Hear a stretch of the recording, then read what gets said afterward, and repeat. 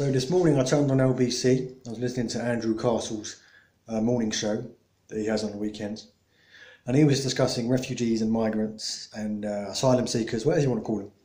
Discussing what should we do with them. And he was doing this because there was a story about some migrants that broke in the news. I didn't hear the full story. But people started sending in tweets and emails like they do regularly on LBC. And he started reading them out, like is a regular thing across the board from every host. They read out these texts and tweets.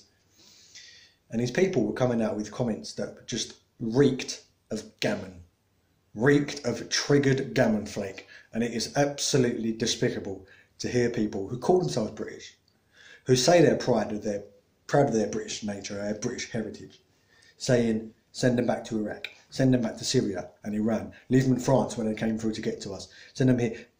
For me, Britain, what makes me proud to be British is the fact that we help, the fact that we are multicultural, the fact that we accept people.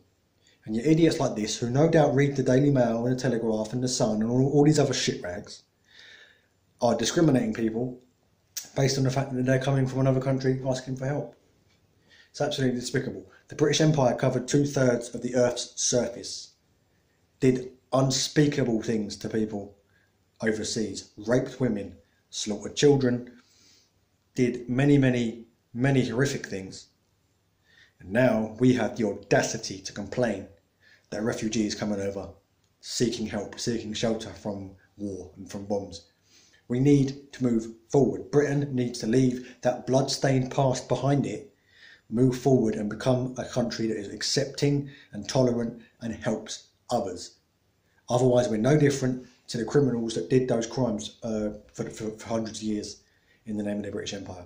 If you took every single drop of blood that was spilt in the name of the British Empire and you poured it on the Union Jack would be washed red, 100% red. And I know that's probably a touchy subject, having a red flag for some of you idiots that think Corbyn's actually a communist or a Marxist, when he blatantly isn't. If you've actually read any Leninist or Marxist theory, Corbyn is nowhere near a Marxist. He's a socialist. Get it right, right? Now, I know there's probably some gammon flakes watching, screaming, you're asking me to apologise for some things that I didn't do. No, nobody's asking you to say sorry for something that you had no input in. When people talk about slavery or the slave trade or racism or the British Empire and its crimes, nobody's saying you need to apologise personally. We're saying you need to acknowledge this is what happened. These are the facts. You need to stop downplaying them and ignoring them because they're uncomfortable. Face the truth. This is what the British Empire did in India, in Africa, in China, in the Middle East, on 2/3 of the world's surface. We can't turn around after all that and then say, oh, we don't want migrants coming. How fucking hypocritical.